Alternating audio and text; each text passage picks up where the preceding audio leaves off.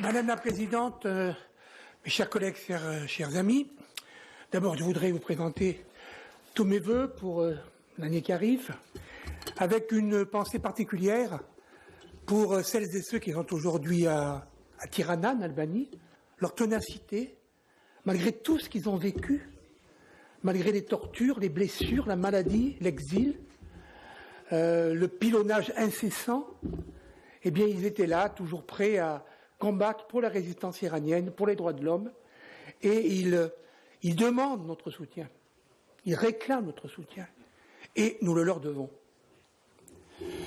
Alors, en France, il va y avoir une élection présidentielle. C'est là-dessus que je voudrais dire un mot et en terminer. Dans les débats que nous voyons à la télévision, ce que nous avons vu avant, cher ami Thérault, et ce que nous voyons en ce moment, on ne peut pas dire que la politique étrangère tienne une large place.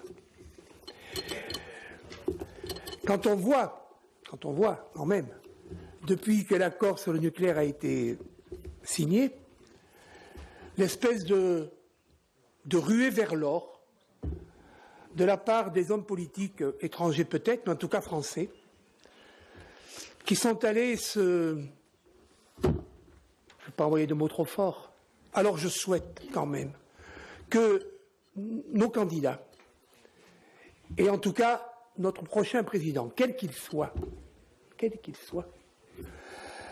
prennent bien la mesure de l'enjeu. La mesure de l'enjeu, c'est que, ça a été dit, redit, nous l'avons dit et redit ici, au Sénat, lorsque j'y étais, etc. La mesure de l'enjeu, c'est que sur ces tyrans, sur cette théocratie, sur cette dictature, rien ne peut être bâti.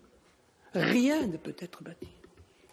Et que cet État est le problème crucial actuellement dans cette région. Crucial. Et ça, c'est totalement omis, oublié. Et immédiatement, notre diplomatie, je le dis comme je le pense, elle n'est plus faite par le Quai d'Orsay, mais par les grandes puissances industrielles, par les Total, par les pétroliers, par d'autres, qui dominent totalement nos hommes politiques. Alors je souhaite ardemment qu'il y ait vraiment une prise de conscience aiguë et qu'enfin, notre futur président de la République et ceux qui l'entoureront et ceux qui le soutiendront, je pense qu'il s'agira de républicains, bon, voilà, de droite comme de gauche, eh bien qu'ils auront vraiment la juste mesure de la façon dont on doit traiter avec ce pays-là. Voilà. Et je crois que c'est un appel que je lance. Je crois que nos comités Assemblée et Sénat seraient bien inspirés d'ailleurs de faire un espèce d'appel public aux futurs candidats.